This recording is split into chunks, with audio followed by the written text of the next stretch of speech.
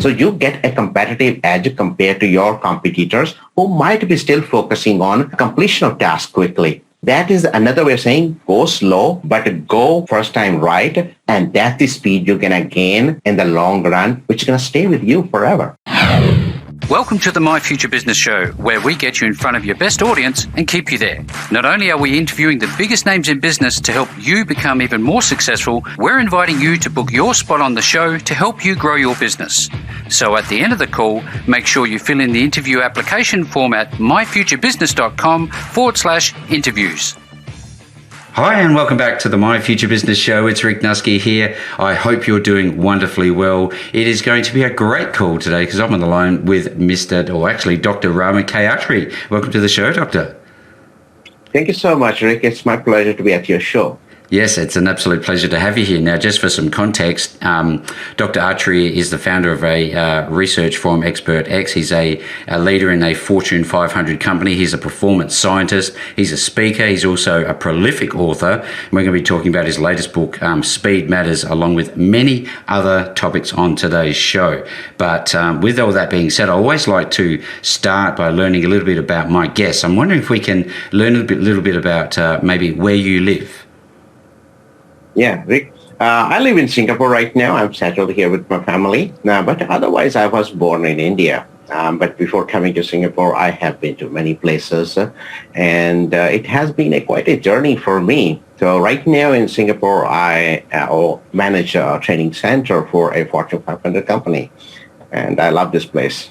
Yeah, I can see why, given the bio that I've read through and all your information and your website, why you have such a passion for this and why you created Speed Matters makes a lot of sense. We're going to unpack much of that throughout today's call. But before we do that, a little bit more about you. Do you have any sports or hobbies? I used to play chess when I was young, but lately I haven't really gotten anything. Just to give the context that physically I am disabled. Right. I can't walk because I got polio when I was 6 months old. So it has taken away a lot of my physical part of the body. So all I work now, and I have worked in my life earlier, is using brain power. So that's why you see I'm a little bit more passionate and in learning. Yeah, and that's my main field. Yeah, no, you can say that's my sports. Yeah, well, absolutely. Now, I also know that you love movies. What's your most favorite movie?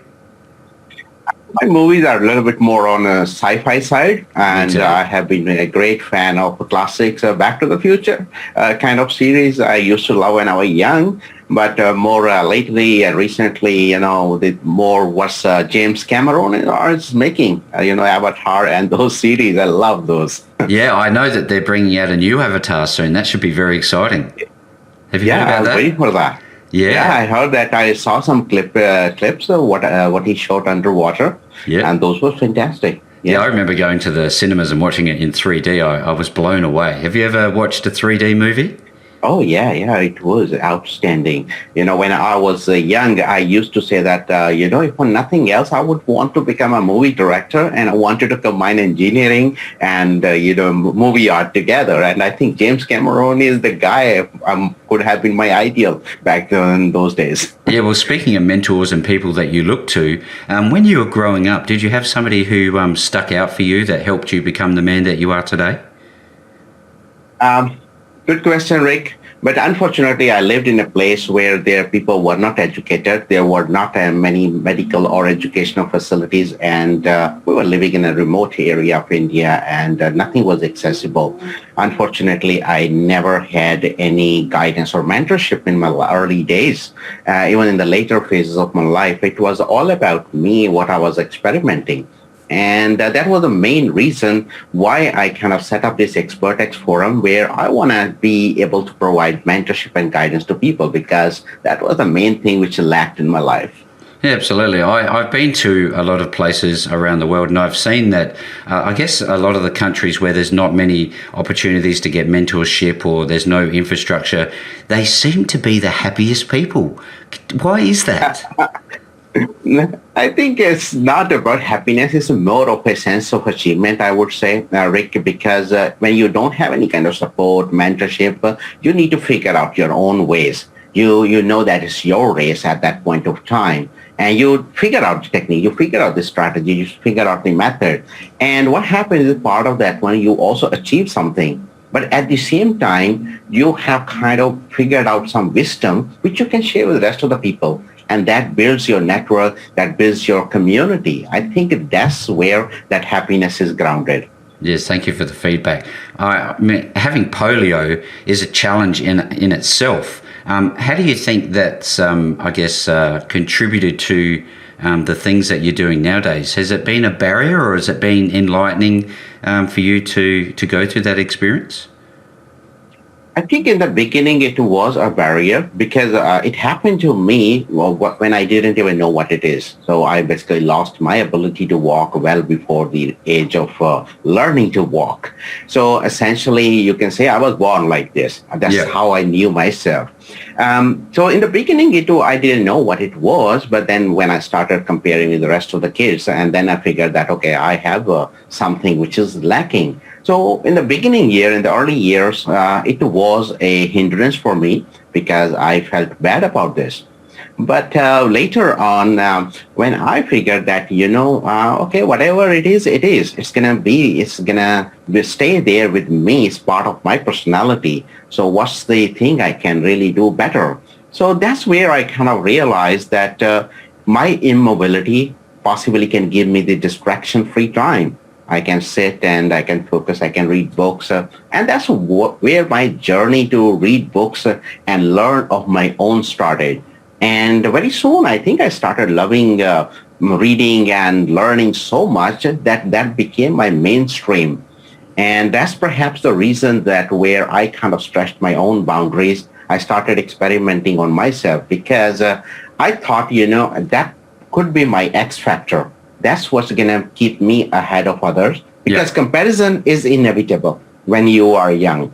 People compare you with other people. So that's part of the equation. So I think out of that equation, I began to learn better. Yeah. And also at the same time, I wanted to see, can I learn faster than others? Because that gave me an edge to learn ahead of my age and to make my own place, in my social network. So I think it helped me, that immobility, who I am today, it is a lot more contributor to what happened to me in childhood. I know that we have a lot of people on the show that get some inspiration from our guests, and I suspect that you will be no different in this regard. Do you have people that turn to you, when they're down or they have their own challenges, to look to you for inspiration, for uplifting moments, some words of inspiration?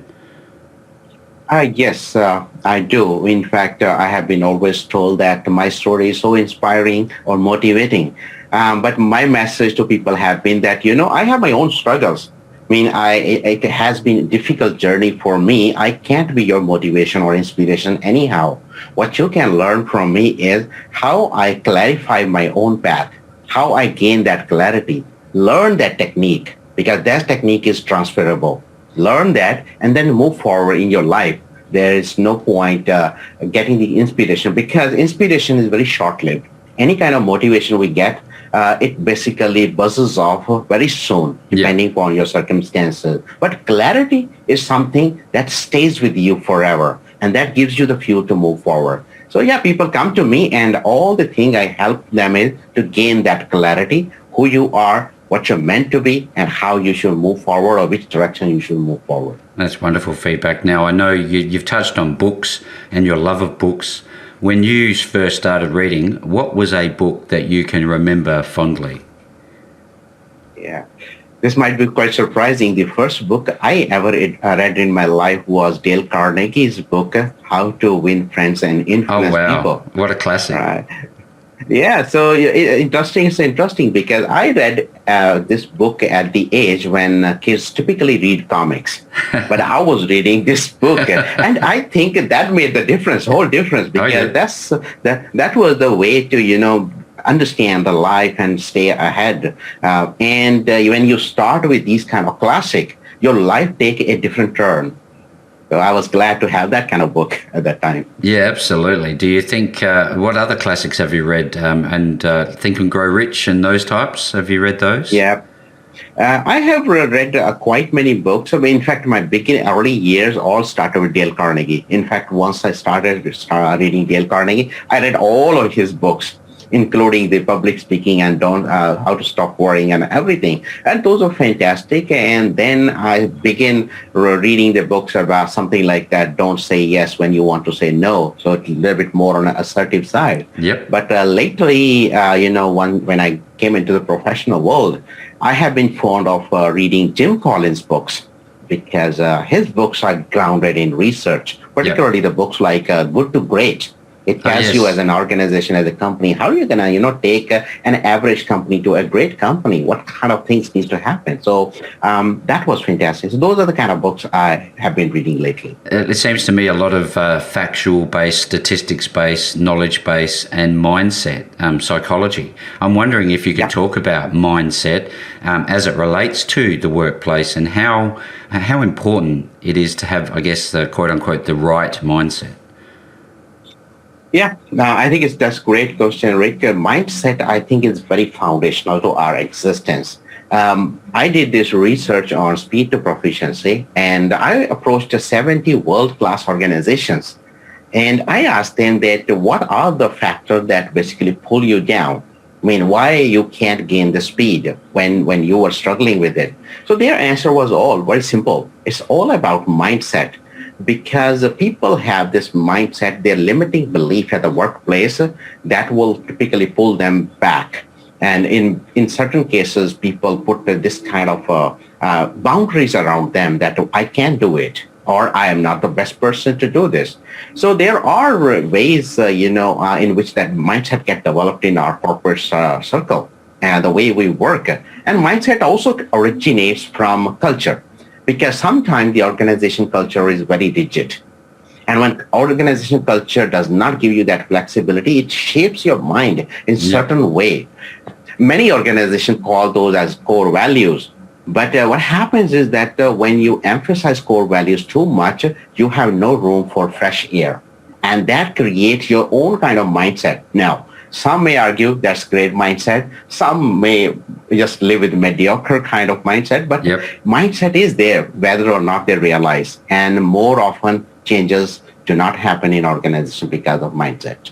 And we're going to take a very deep dive into your latest book shortly. But I'd love to go back a little bit just for the context of the call and learn what your typical day looks like. Is it up early? Are you an early riser? By nature, I am not, but by job, I'm forced to. Yeah, my virtual meetings start early in the morning, so that's the reason I need to kind of wake up. But if I was given a choice that I don't have any virtual meetings, then I wouldn't like to wake up early. So, but I am a late night owl. I can wake up, stay awake until 2 a.m. So I work pretty late at night, but waking up early is it's a challenge for me. I'd love to learn a little bit about how technology plays a part in speed within the workplace, because I know it does. Is there a place for technology, and what do you talk about in terms of technology inside your latest book? Yeah, all right, a good question. When I was doing research, I approached, as I said, best-in-class organization, and I was my question was pretty simple. That how did you speed up the employee development? And I was focused on the broader strategies and practices they have.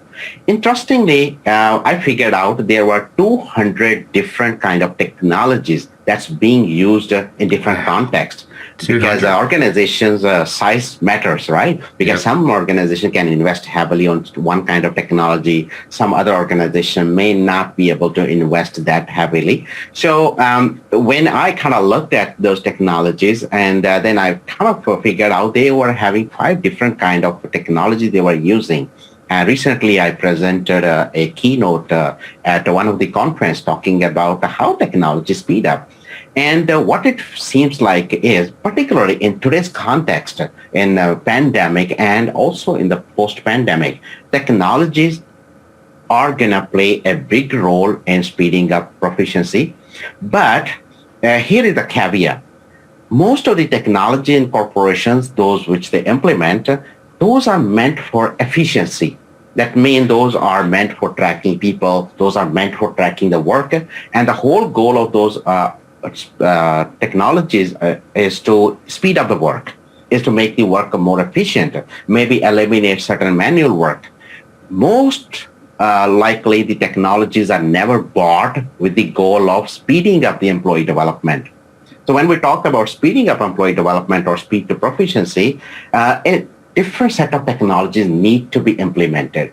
And unfortunately, the technologies are purchased by a set of people who are never going to be the end user of those technologies, because the end users are employees working for certain managers.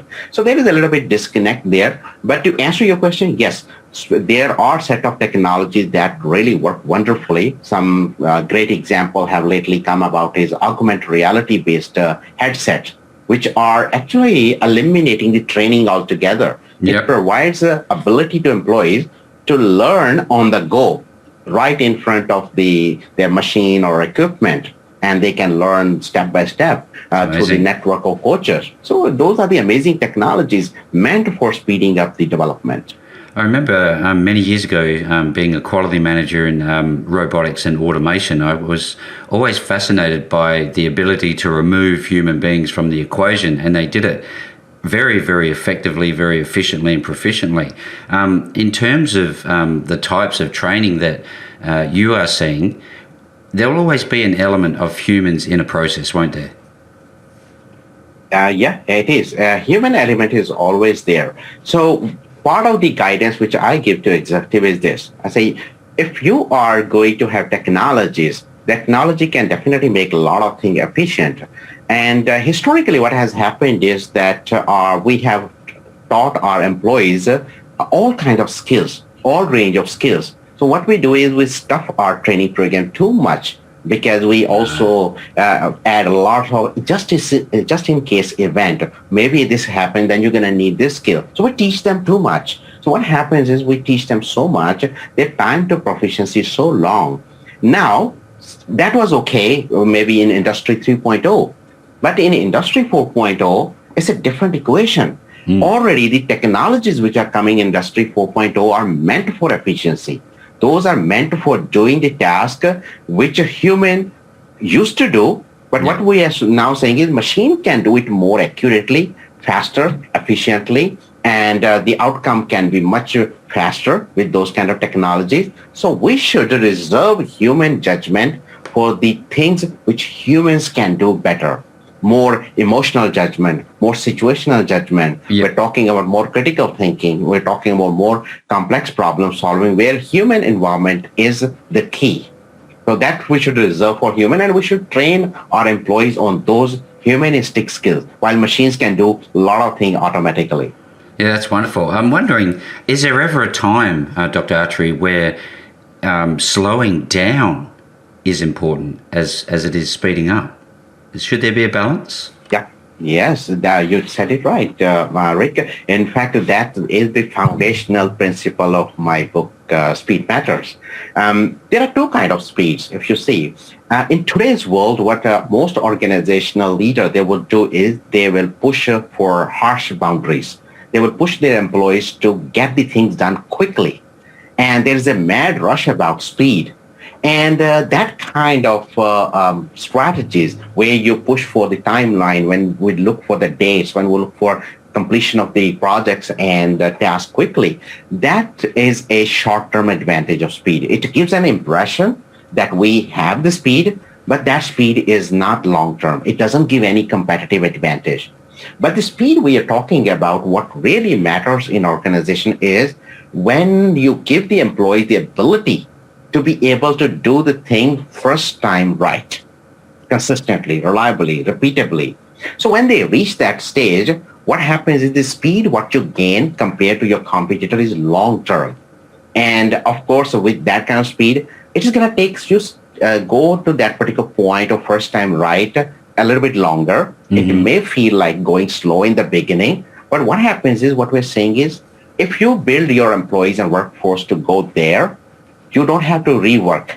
Your customer satisfaction right on the first transaction is higher. Your customer loyalty is higher. So you get a competitive edge compared to your competitors who might be still focusing on completion of tasks quickly. So you said it right. That is another way of saying go slow, but go first time right. And that's the speed you're going to gain in the long run, which is going to stay with you forever. That's incredible insight. Thank you so very much. Now, I'm wondering, in terms of all of this work, now, when you're training a group of people, what are the boundaries? Are they better off learning about systems as well? Do you train them how to be proficient in a certain way? You talked about doing it the right way first time, every time. Is there a focus on systems and process control? Yeah, that's part of that one, but it depends upon the job role. Systems and processes are definitely there. So the way I kind of divide, there are two kinds of skills. One kind of skills we call input skills. Input skills are all the system, processes, technologies, tools, what you're going to need to be able to do your job. Yeah. But then there are what we call output-focused skills. Output-focused skills are your primary job role. Just to give you an example, in pandemic, we have seen it quite a bit. A professor's job is to teach students. And that's the output-focused skill. That's the primary skill. Whatever happens on the technology space, doesn't matter. That skill is never going to change. That's going to stay stationary. That means once you master that, how to teach people, it's going to stay forever with you. Because then you will be consistent, you will be reliable, you will be repeatable, your performance will be proficient. Mm-hmm. But on the other side, there are technologies. During pandemic, they were struggling to use Zoom, many of them. But that doesn't take away their ability to be able to teach students. But then today is Zoom. Maybe tomorrow this is going to be new technology. Maybe someday we're going to use holographic technologies to teach our students. So input skills keep changing. And what we're saying is, if we perfect our employees on the output-focused skills, they're going to stay relevant much longer. But what happens is that mistake happens is we spend too much time training them on input-focused skills. But input-focused skills is where your Industry 4.0 can replace with machine. There are a lot of things you can delegate to somebody more, and you can offshore a lot of things. You can outsource a lot of things. So these side of the input skills can be automated, can be outsourced, can be done differently. You can possibly hire a technology intern who can help you with a lot of processes, but you can't replace the skill of teaching when it comes to a job role of a professor. So I hope I kind of divided these two buckets of skills, right? No, I can understand. This is a very deep conversation that we could have that could go in many directions, Dr. Attri, and I do appreciate it. I'd love to learn for small businesses, medium-sized businesses, they may not have, I guess, the skill sets or the resources or experience to develop training. How do they go about that? Good question, Rick. And I think that's the biggest challenge. During the pandemic and post-pandemic. Post-pandemic, it's going to be much more crucial because we have seen that during pandemic, many of these small business owners, they got a hard hit. Many of them actually lost clients, and several of them, they were never trained for speed. So what has happened is they have lost their market share. They have lost their positioning. So in post-pandemic era, they will have this challenge to recover back their market share and the client and their positioning. So part of this one, what we're saying is, only way you can do right now is speed.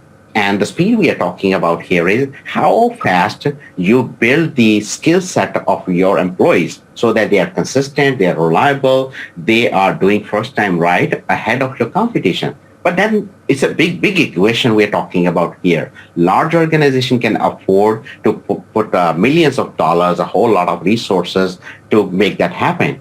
But for small business owners, what my recommendation is that you have to build something called speed enabling ecosystem. Now, what I mean by speed enabling ecosystem is use what you already have. Your people, your team member, if you're a small team, they still gonna need to work with the managers. They still need to work with the environment, what you have set up. They still need to work with the team because they don't work in isolation. And they still work with some of the expert, either internal to your small business or external. It could be consultant and otherwise. And most importantly, you also may have certain technologies or performance support system which you use. So what we're saying is now all these elements together make the ecosystem. This is already there. Only thing is that you possibly never leverage it very well. So now what we're saying is that instead of training your employees upfront, can you change your technology in a way which allow them to learn on the go when they need it, so that their time in the beginning is invested on more critical skills, something which I can download on the go when I'm talking to client. I don't need to learn it upfront, so that saves me time. When I save my time, I'm faster. That's number one. Number two, what we're saying is in that ecosystem, you always had managers for your teams. You may have 1 or 2 or 3 supervisors, depending upon how big your business is. Those supervisors are always there. So instead of, holding them accountable only for operational details of the business, hold them accountable to take deep interest in employees' development.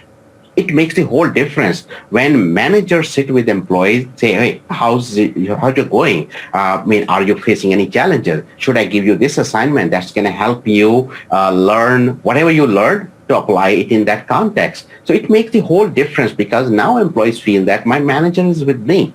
So that pushes them forward quite a big time. And that we have seen, if everything is equal in terms of resource, cash, and everything, managers can be the biggest enablers or they can be the biggest disablers of speed. So that's the, they are the core of the ecosystem, right? So what we're saying now is leverage them. You already have them. Use them. You talked about workplace culture before, and I had something come to mind. Oftentimes employees will feel like they've just been given more work, more content to consume. There's 2 parts to this question. Should they be doing some sort of verification and validation of their training at the end of their training to see that they've actually learnt the skill that's necessary? And how do you get workplace teams to embrace training, really embrace it? That's a good question. So in my research, what we figured out is that managers in the organization, those organizations who are already successful in speeding up their employees' time to proficiency, they had different kind of behavior. And part of that behavior was not that, okay, you have completed your training. Now I'm going to give you the projects which will help you apply those skills. But they actually took interest and involvement even before the beginning of the training. They sat with training designer. They sat with the trainer. What exactly are you going to teach my employees? This is exactly my challenge. Would you be able to incorporate that? And that's where a lot of thinning happened. Thinning in the sense, that's where they say, this is not relevant. I don't need my employee to learn this. My employee need to produce this. And these are the skills which are necessary. So now what happens is the discussion happens driven by the manager. Now manager dictates what really his employee would need to learn. And then also part of this, some of the managers even sat during the first half day of the training program. Now imagine when you as a manager sit with your employee in the same training program, employee would know that you care about what's really going to make them successful. So now you don't flood them with irrelevant training. Yep. And part of that one as a manager, you also decide that, this is purely content. It's all memory based. I don't want you to learn this. This one we can download using a smartphone, tablet, or other technologies. You can learn on the go. I want you to learn the skills which are the foundation to your outcomes. Thank you very much for sharing. I'm wondering about the modus operandi. Is it primarily video nowadays, or is there a text-based component? What's the best modalities for teaching? I think there is no one method that can work because a human mind is very complex. We can't really predict what kind of information is going to be better in which way. People learn differently. But the thing is that if you got complex data, we definitely have to put it in paper And but if you have something which you only need to listen and absorb, possibly video or audio-based method can work better. But in reality, what we are saying is don't stick to one method. If you learned an information or a skill in certain mode, then try out a different mode. You're going to need to kind of watch video even if you have read a text. So what happens is when you absorb the information, process the information using all your senses, it gets encoded deeply into your mind. And when you need it, you can reproduce it and use it. So that's also the key to the proficiency. How many different channels you are using to get these skills encoded in your brain. What an incredibly talented individual you are to have all this knowledge. It's taken you so long to combine all of this. You've obviously taken the time to write, I think it's more than 20 books now. I'd love to just touch on that briefly. What are some of the topics that you touch on throughout your series of books? Yeah. I write books on different aspects. I'm not just focused on professional. I also write on personal. Yep. Because my belief is this: as a human, we are multidimensional. We carry a lot of our experience in our life. We have been son in our life. We have been father in our life. We have been friend in our life. We are spouses, and a lot of different roles we play in our life at different points. We are not just managers or leaders. So that's one part of the identity, the work we do. But away from work, we have a lot of other personal things that shape us, our multidimensional personality. So I pick different pieces from my personality and convert into books. I have written books on poetry. I have written books, huge coffee table books containing hand-drawn portraits, paintings, right? And then I have also written books on leadership. I have written books on training and learning. And now I'm more focused on writing the books about speed and how do you accelerate your path. But on the go, there are some books I'm preparing which are more about coaching new author. How do you write a world-class book? So I basically touch upon different part of the personality, what I do best, and then I try to capture that in form of books. So my books are multi-genre. No, that's wonderful. It's better to leave the knowledge that you've attained throughout your life rather than try and take it with you when you're gone, isn't it? I'm wondering if you just could, if we're getting to the pointy end of the call now, I was wondering if we can spend a few moments talking about, firstly, just very briefly, your speaking. How has the pandemic global situation affected that? Is it are doors starting to open up again? I think it's contextual. It depends upon which country you are based in. But the countries like Singapore, where the impact is not that big. Of course, the international borders are still closed. Yes. There is a lot more opportunity. Things are opening up. Virtually, it has been opened ever since from the day one of the pandemic. Mm-hmm. But the in-person event for speaking event, those are coming along now. Excellent. A little bit restricted in terms of you need to follow a lot of protocol, and there are a lot of logistics involved. But it's coming along But I think some of the countries have already opened up the live events. I can imagine how excited people are to come and see you, and I can't wait for people to have that opportunity once again. Now, can we talk about Speed Matters, the book, just very briefly in terms of, is it a cover-to-cover read, or is it more of a resource book that you would go back to, and what will people find inside this wonderful book? All right. I wrote this book specifically for top leaders, CEOs, and executives. To educate them about how they can go speed savvy for the times to come. So in this book, I have integrated both research insight and business wisdom together. The book itself is a result of research with 70 best-in-class organizations. Yep. During that, I approached 85 world leaders from 7 countries. These were the leaders for whom speed mattered a lot as a competitive weapon.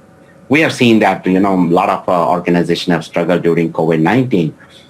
But at the same time, a lot of other organizations, they have fast-tracked. They have accelerated their implementation. But my context for this book was that why the timing was very important. Because after the pandemic is over, several organizations will struggle to recover their market share, revenue, or customer. So they need to master speed.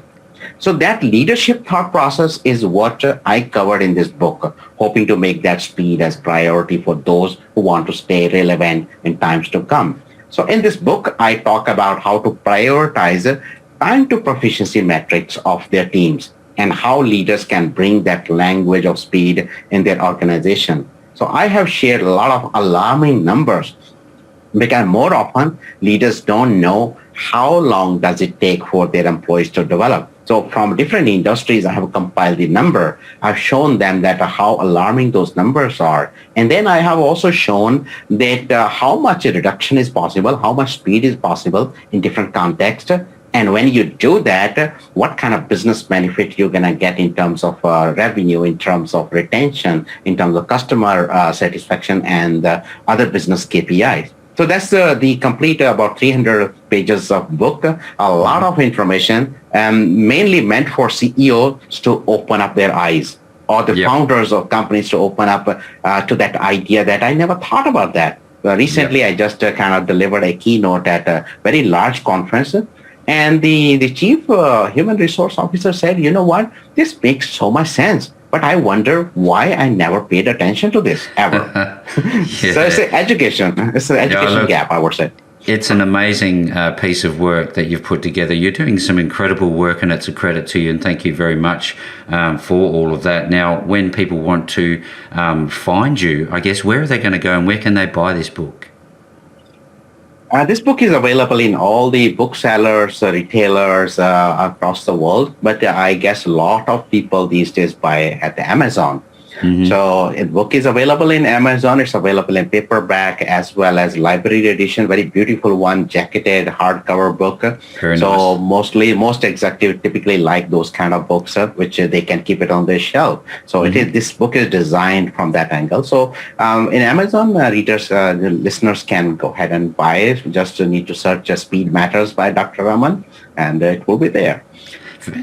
Fantastic. And I'm assuming that if they want to touch base with you at XpertX, they will go to speed2proficiency.com? Yeah, that's a little bit of a hard to remember website, but they can actually go to ramankatri.com. That's my name website, and it's going to lead them to XpertX automatically. So that's the best place to reach me. Well, thank you so very much. Now, if anybody who's on the call today is looking to get their hands on this wonderful content and to learn more from Dr. Attri, I'll be making sure that the links are available below this post. No matter where you see it, you will definitely find those links back to Dr. Attri. And with that being said, thank you so very much for joining me on the My Future Business Show today.